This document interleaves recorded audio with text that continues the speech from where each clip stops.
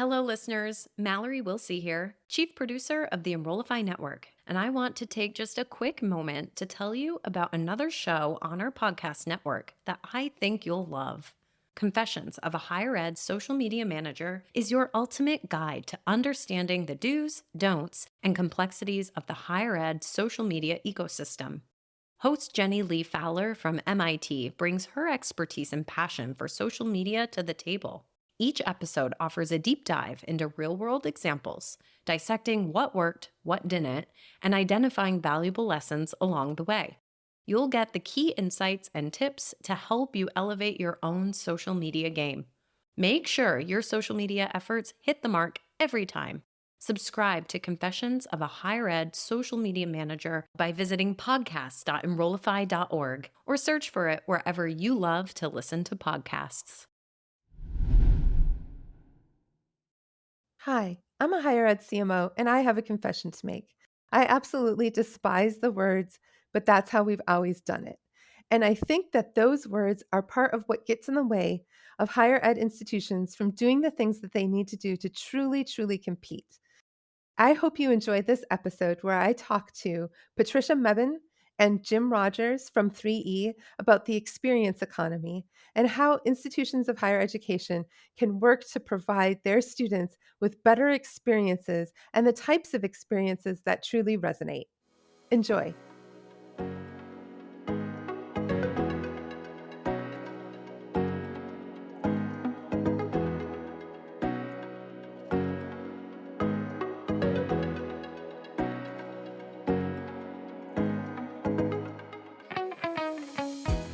Welcome to Confessions of a Higher Ed CMO, a podcast that empowers higher ed marketers to bring innovation, creativity, and excellence to their work. I'm your host, Jaime Hunt. Join me every 2 weeks for discussions with some of the best minds in higher education marketing. Confessions of a Higher Ed CMO is part of the Enrollify Network, a robust collection of podcasts designed to help higher educational professionals like you grow. Explore our other shows at enrollify.org or check out some of my personal favorites linked in the show notes below. Enrollify is made possible by Element 451, the leading AI-powered all-in-one student engagement platform, helping institutions create meaningful, personalized, and engaging interactions with students. Learn more at element451.com.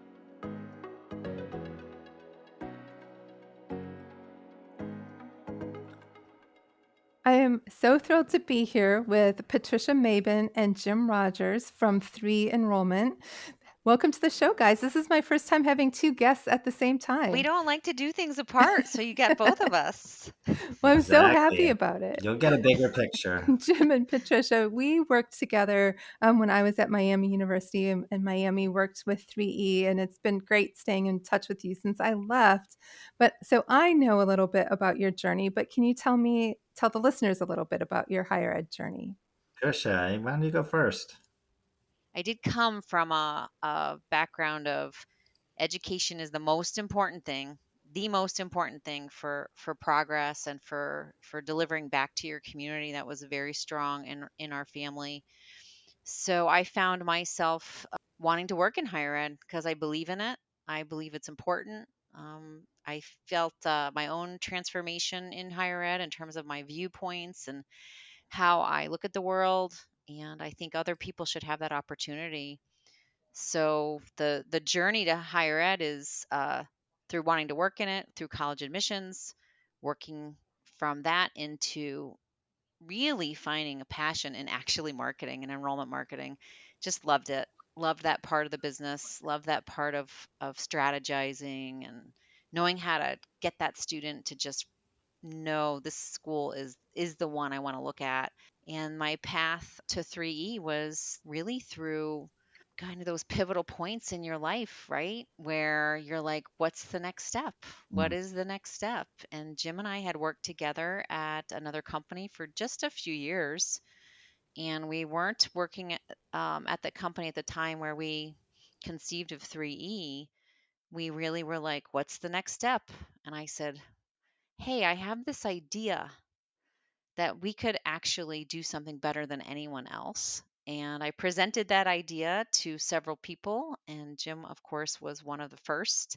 And he was like, oh, yeah, this is a great idea. and we could do this together, and we could really, really support colleges in a new and fascinating way. And that was how we got to 3E. I love it. And I also feel like in many ways the industry's failing, and it's our job to get it on track. So that's a short snippet to my path to higher ed. What about you, Jim? Look, I'm first gen, so I always start there. I am real first gen, and my parents are folks who didn't know much about college. They didn't know what a FAFSA was or how to fill out forms or anything like this, but they thought it was really important that I went to a high school where kids went to college, Mm.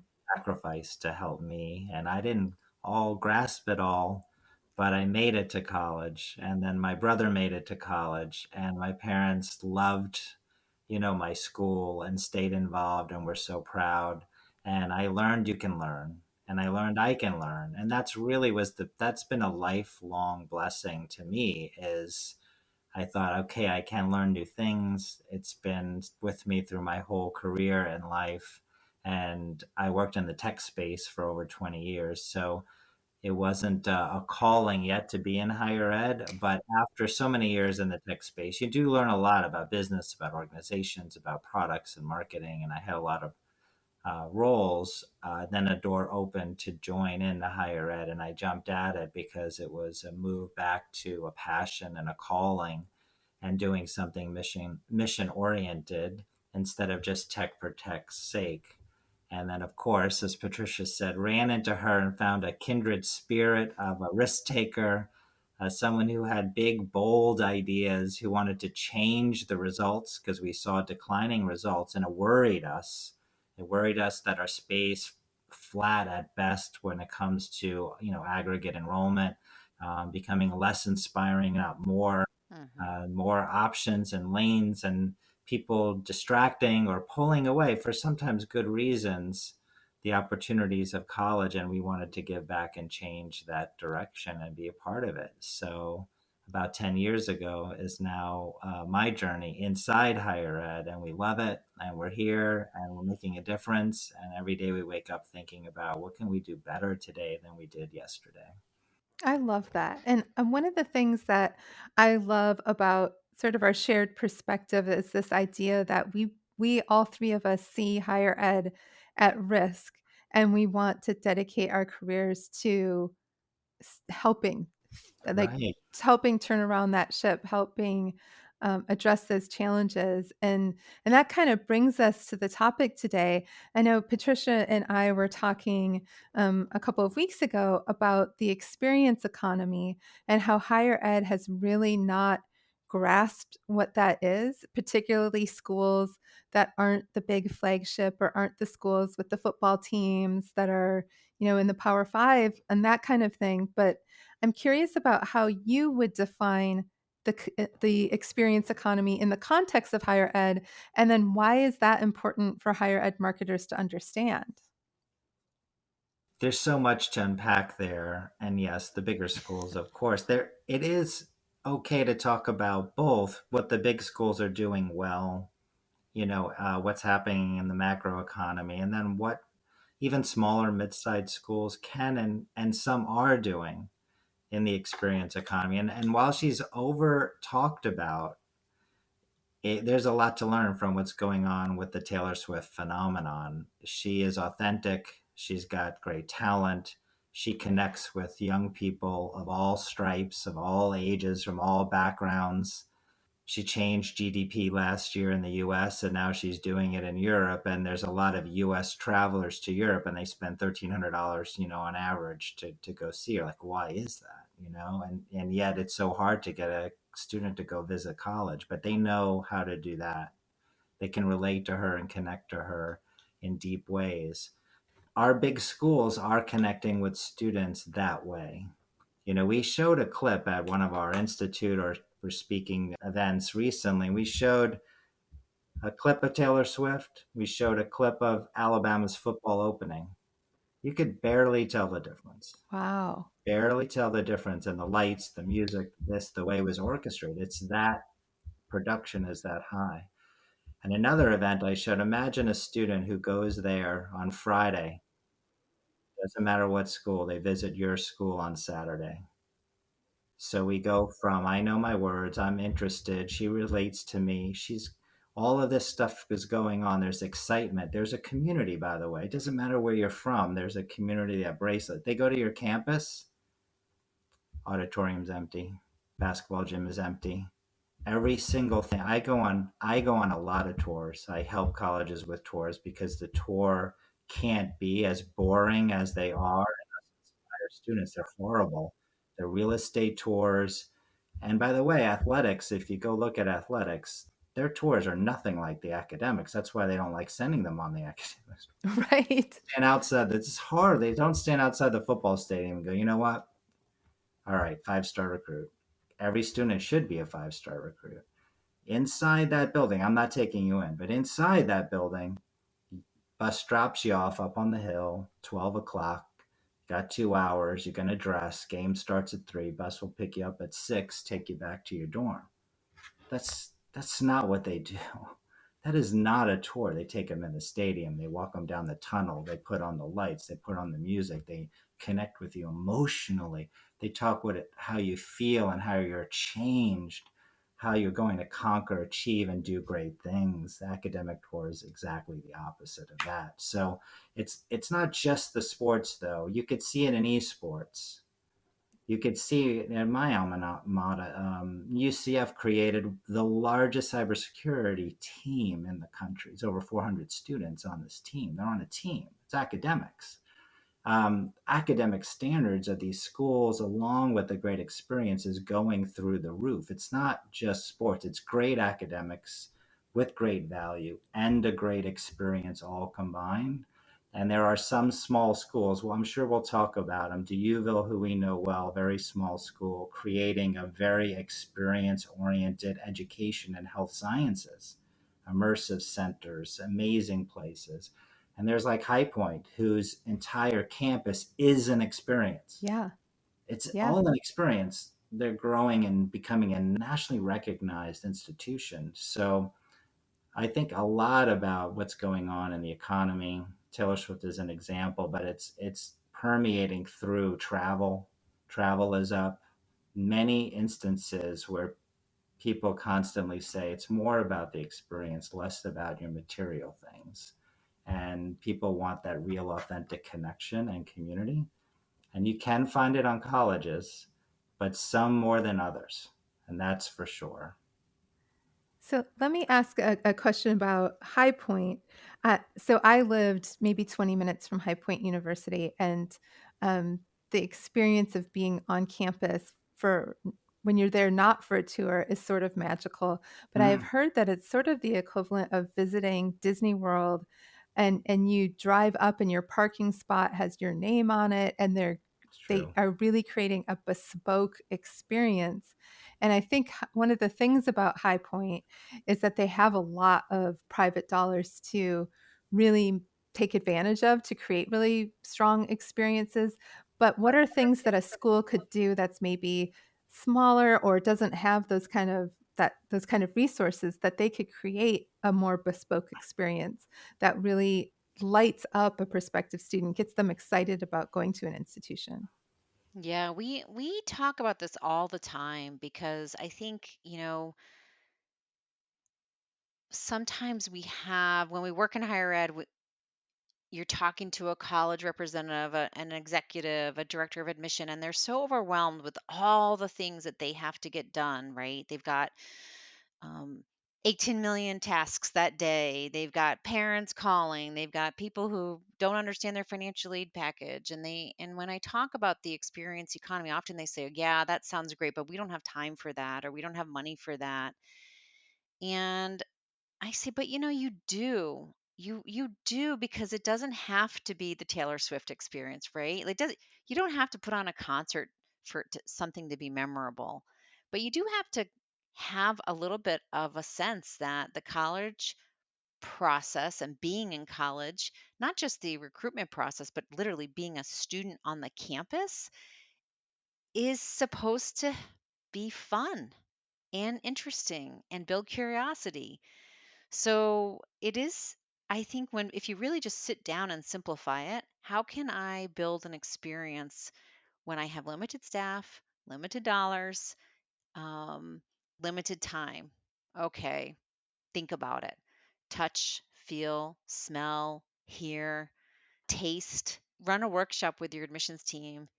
What is our visit experience like, and does it hit all of these touch points? Um, are we making sure that in that course of our hour of time, we have hit those touch points and someone leaves here thinking, wow, that was great? I think we've been on so many tours. Jim could tell you our clients where Jim takes a tour will always get a good amount of feedback at the end, because what happens in many industries and roles is we just kind of go through the motions. Well, we got to show this, we got to show that, we got to do this.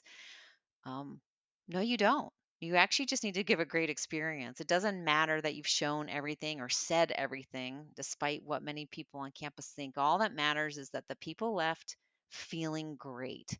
So if you just simplified around that, we're all human beings. What makes us feel great, right? So that's a kind of the campus visit experience, but there's so many conversations we've had that on campus education experience.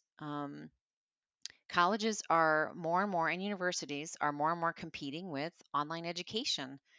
Well, what's your differentiator? Guess what? It's actually the fact that you're in person. Well, you better make that an excellent experience so that you are differentiated from online. If not, they're going to eat your shorts because they cost less. So Right. then how do you win in the experience part of it? And having those discussions is very important as an industry. We can talk about the Power Five or Power Four conferences as you alluded to, but the a simple welcome that I've gone on some. We get back to some of the basics though. When there's a welcome on the tour, to play some music, Mm. to have a real sense of excitement when you walk in. Where is the mascot? You can't find them half the time. They're like nowhere to be found. The idea of having a signing day, these are not things, or a signing moment on your admitted student day. It's another great moment to get out the table, get out the balloons, put up that's not about you don't need to spend a lot of money to do that. Throughout the campus, that even the academic experience is to bring in a little pomp and circumstance and fun to just the debate that's happening in any particular building, or the competition that is happening, or the students are doing something there. You can make those a little bit more interesting and fun. The campus itself can just have photos and alumni stories and things that remind you of the success of the students and the history of the institution. It's, again, you find it in the sports room. They hang up their jerseys and their trophies at all levels, D3, D2, D1, but you don't see anything interesting. Engineering does a little bit, but on the academic side, they're just kids who got a job. That's all they Yeah. are. They're not any Yeah. different. I played sports. They're just kids. They're all kids. Nurses are superheroes too, Yeah. and jerseys, and they go to great places to work, and they should be celebrated and recognized. And you can add that kind of energy that the campuses are losing out because other parts of the economy are starting to step in and giving real alternatives to shorter paths to careers. Yeah. But see that path there. But it's definitely an important aspect for all schools is to find their voice with students that are energizing and exciting and community oriented in all aspects of campus life. You got me thinking about the one of the institutions I worked for was a 5,500 student, Mm, historically Black public, and resourced the way that most, unfortunately, historically Black public universities are resourced, which is poorly. And there was such a focus on the experience, and even things like the end of orientation, you Mm, had the ceremony where you walked across campus. You had to be dressed either in all black or in white and black. And you went through Mm, these arches and you were given a rose and you touched the rose to the top of the arch and you were that's awesome. transitioning that from a was awesome. lamb to a ram. And it was an Instagrammable moment. It was a cherish it forever moment. But it was this like experience that I felt like I've never seen at another institution before, and it really set you up as being different, I think, as and it really set the flavor for what your experience was gonna be like, and again, there was all the expense that was in that was those roses that Right. I think we got donated and, some balloon things along the way that and some signage that we repeated, reused every year. So it doesn't to your point, I don't think it has to be a Taylor Swift level production to really make students feel special. Right. And I think that the experience economy today in higher ed is that you are competing with a Taylor Swift level, what people are spending to go see her concert across all demographics, right? And so then how do you compete with that? And ultimately, it is by bringing everything to a level that you can manage. And also, how do you benchmark that the the benchmark is the goal is we're going to have a great experience. How do you measure that in terms of success? What's that KPI? In enrollment marketing and marketing in general, we've got lots of KPIs we can measure. Um, how do you measure that the experience we're giving is getting better results is tied to the things that we always want Mhm. better conversions, right? I got a better yield this year. My student retention is up. They're all metrics that, if you're doing experience well, will improve. They definitely will improve. And you just mentioned it yourself from the campus. I'm sure that the conversion from that event and the stickiness from that bond of activity is high. Yeah. Well, we definitely saw a lot of gains in retention over time. And that was a tradition that predated me. But, we did a lot of those types of experiences, even the rollout of our strategic plan, which is usually the most boring thing that happens on campus. We had the Right. pep band, we had them marching everybody. We had the cheer squad, we had the dance team. We put on a TED Talk style presentation. Literally every seat in the house had a butt in it for a That's strategic plan fantastic. rollout. Like, it just was like Wow. and that's just one more connection to your institution that speaks to we talked about our brand being, "This is a vibrant campus community, so let's make everything vibrant." And then it's so how do you do that, right? Like how do you do that? And the key is you do have to have people Mhm, on campus who are committed to it and mhm. 100% see the value.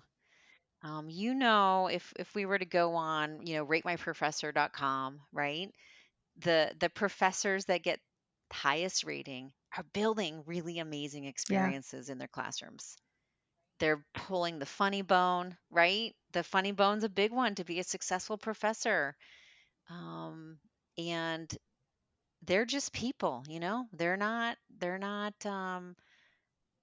bringing balloons to class, but they are building an experience in the classroom. And that is, I think, such an important piece for faculty to embrace is they literally can win for their institutions if they mm, embrace this concept. Yeah, I think academics, I think about that a lot because as I walk around, if you some do it. It's again, there's NCIS hallway. I often think about it.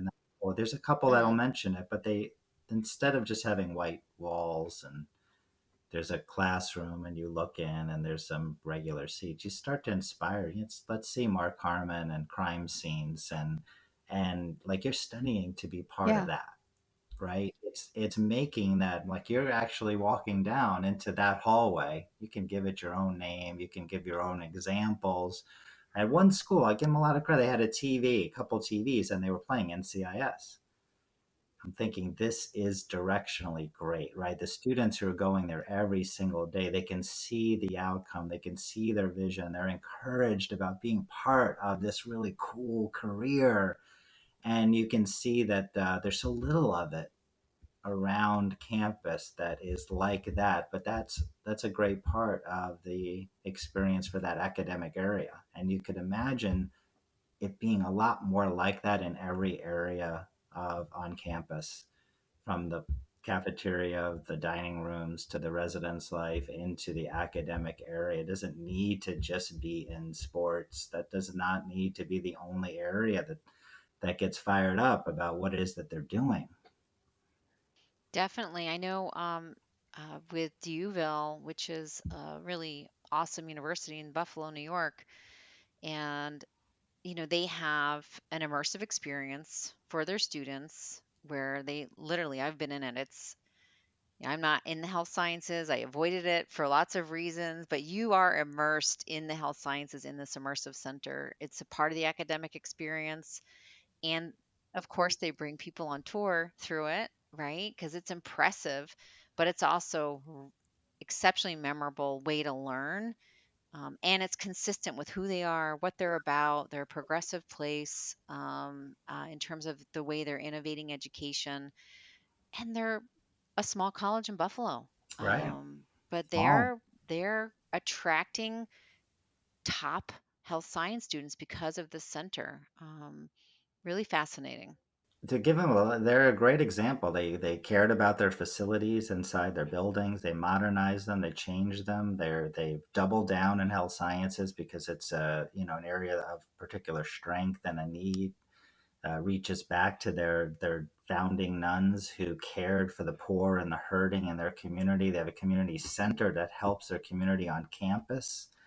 And yes, what's great is on their tour and for their current students, you can see the immersive center in action. I mean, how many campuses have we gone to? You've gone to, when they point, they go in that room, something Right. happens, but you can't see it. You're not in there. Nothing's. It's like the Performing Arts Center, and I think, can't you just play just a video of the students doing something cool? It doesn't. It is that simple sometimes. Turn on the video, watch the amazing kids, because they are amazing, doing great Yeah. things. Put them on. It doesn't need to be silence everywhere. Let them shine, and let your rooms shine and bring people in it and let them feel a part of it, not just talk about it. I love that idea of taking students into an auditorium. And every auditorium, I've never been in one that doesn't have the giant floor to ceiling screen. Yeah, they got a big screen, and I go in there and it's blank. I'm like, can't we press a button and play something? Like, I know great things are happening here with Yeah. kids. Well, I recently took a tour of Frank Lloyd Wright's house in Phoenix, his winter home. And Mm. it was a very, I felt, immersive experience. Like they really were like, imagine, Mr. Wright sitting here and doing this, and imagine the sounds that you're hearing, and, things like that. But I've been on other tours where they pipe in some of the sounds that you would be hearing. And you have the visuals, and thinking about being able to really feel this is what it would be like. I love that idea. So how Yeah. would you recommend a marketing leader or an enrollment leader start to tackle creating a better experience, whether it's part of the campus tour, or some other experiential aspect of campus? How would you recommend they approach that? Well, the first piece is you have to be willing to step away from the day to day and say, let's pretend we don't know anything about campus tours. I think that the industry is so caught up in rinse and repeat, rinse and repeat, rinse and repeat. Time to do this, time to put the open house together. We talk with our clients a lot and we say, stop calling it an open house. Like it's an old term. It doesn't relate to students. Why not call it Mhm. a senior experience, family experience? You have to be able to step away. If you don't have someone on your team to workshop this concept in a really free environment where people are relaxed and they can be okay, what would this look like if we had to build it from the beginning? From the beginning, what if there was no such thing as tour guides? What if there was no such thing as admissions counselors? Well, what would it look like? They have to be willing to take that creative time to reconsider how to build a different recruitment experience. Same with student life activities directors. They have to be willing to take the time and say, let's pretend for a day that we're doing this all wrong.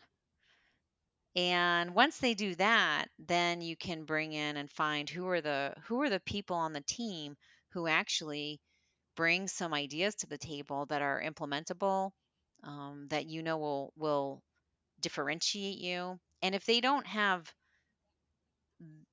just to make that step, then they have to bring someone in to help facilitate that and give them some really great feedback and advice.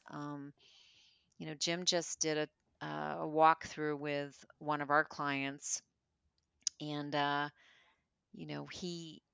he was walking through and communicating with the whole company here, pictures and what he did, and gave them feedback. And I do think sometimes having that outside perspective adds so much value Mm-hmm. because you are caught in the day to day. So, anyway, back to your question. The first step is you have to, one, be Yeah. willing to acknowledge you need to do something differently. And I think that's one of the biggest hurdles. I think after that, Mm-hmm.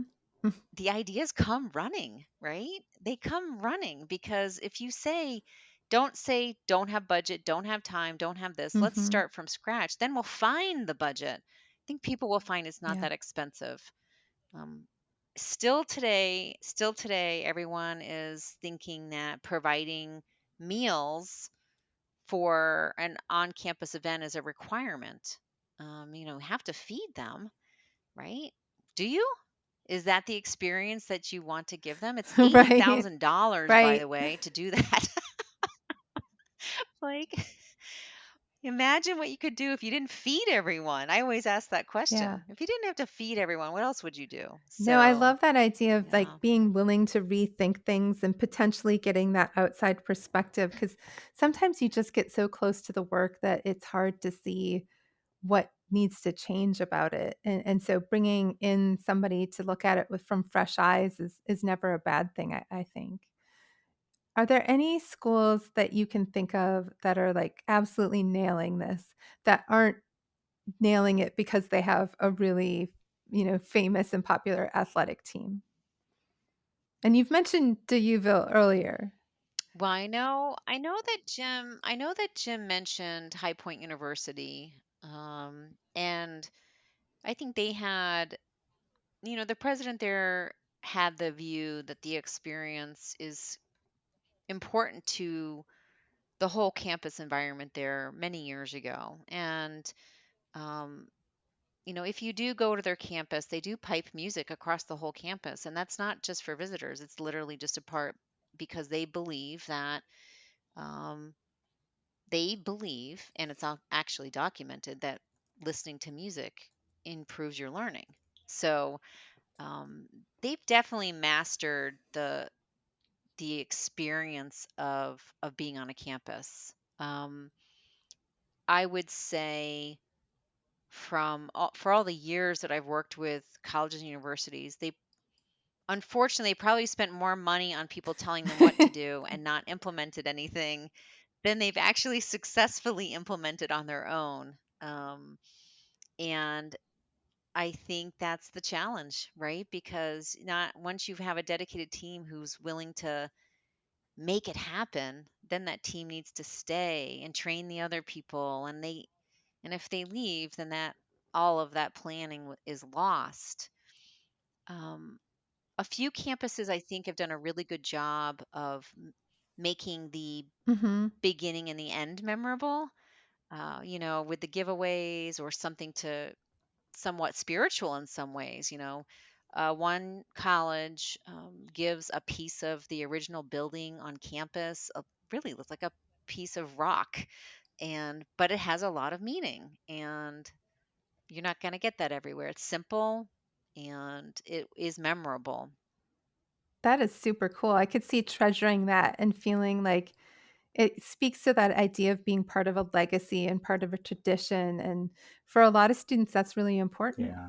I think there are a lot of schools who are taking steps. There are those who are way out there who have made a progress, big progress. They're the minority, but there are good steps happening. Like we see folks from the Institute and others incorporating social media places, signing days, bracelets, different types of where we encourage and help people do the immersive using headsets, bringing Mm, headsets on campus, bringing headsets into academia, but also into recruiting and to high schools. There's a few now, like we've gotten them to headsets to high Hmm. schools and even one internationally, so you can see the campus and immerse yourself in some of the academic areas and other things students are doing.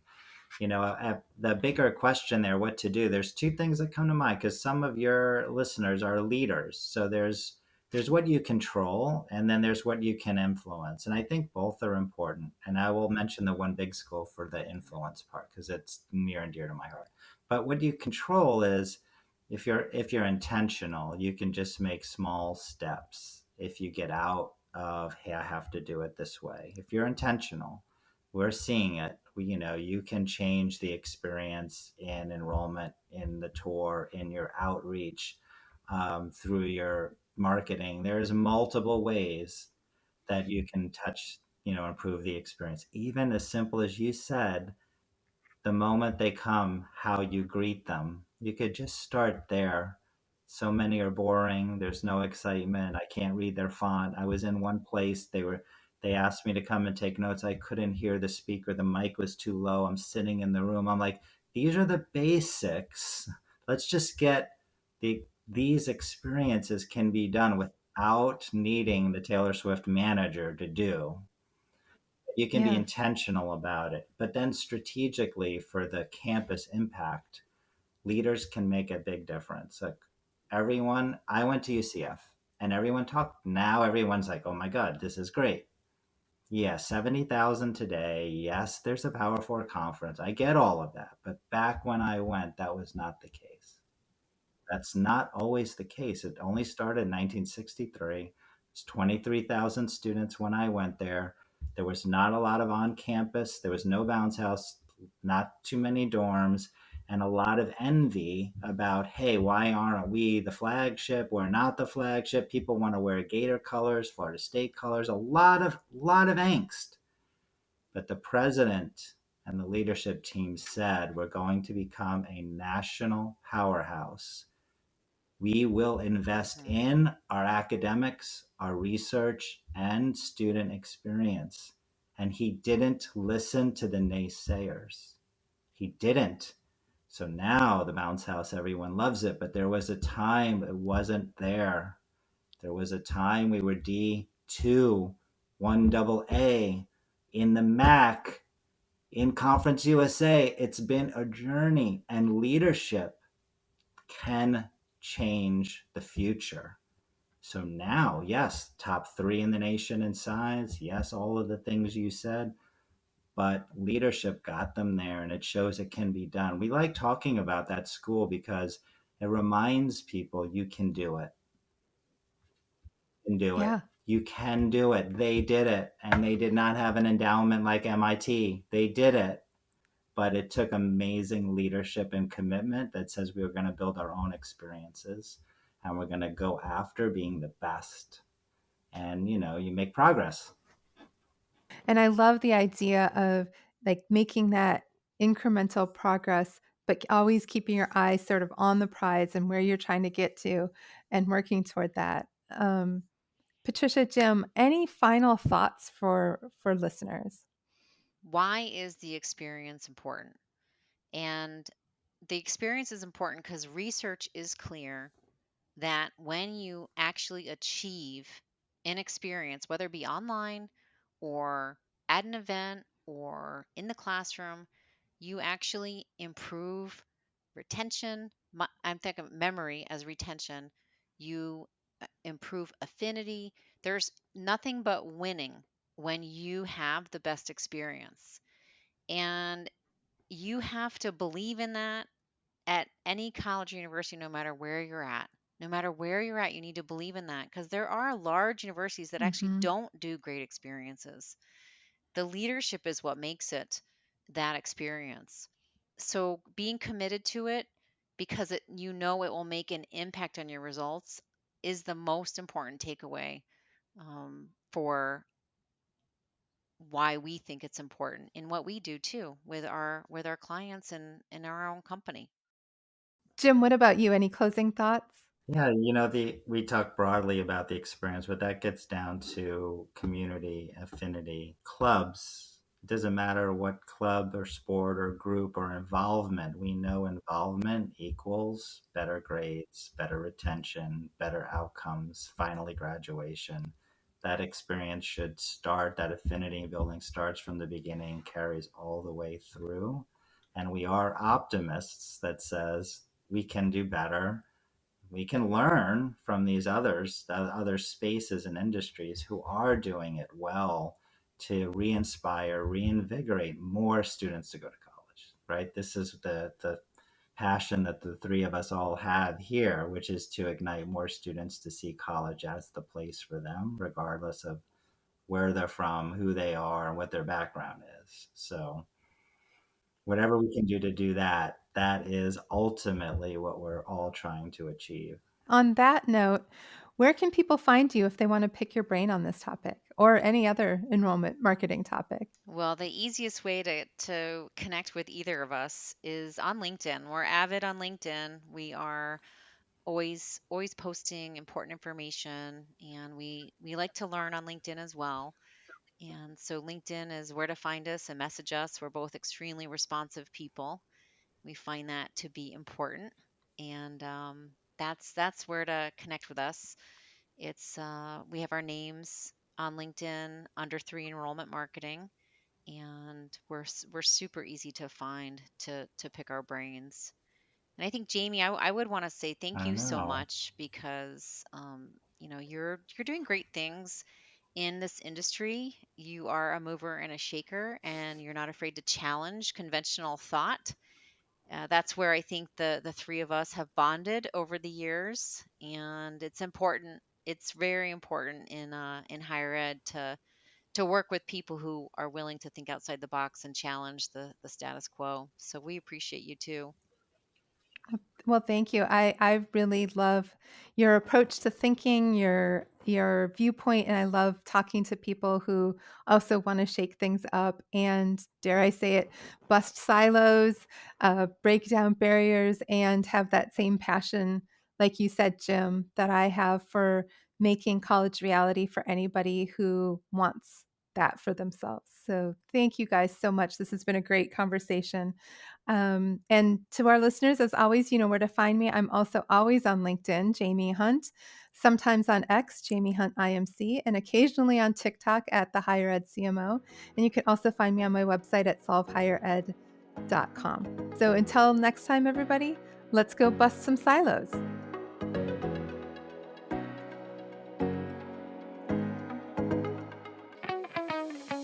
Confessions of a Higher Ed CMO is part of the Enrollify podcast network. If you like this podcast, chances are you'll like other Enrollify shows too. Our podcast network is growing by the month, and we've got a plethora of marketing, enrollment, and higher ed technology shows that are jam-packed with stories, ideas, and frameworks, all designed to empower you to be a better higher ed professional. Our shows help higher ed marketers and admissions professionals find their next big idea and feature a selection of the industry best as your host. Learn from Mallory Wilsey, Seth Odell, Jenny Lee Fowler, Eddie Francis, and so many other of your favorite leaders in higher ed. Enrollify is made possible by Element 451, the leading AI-powered all-in-one student engagement platform, helping institutions create meaningful, personalized, and engaging interactions with students. Learn more at element451.com.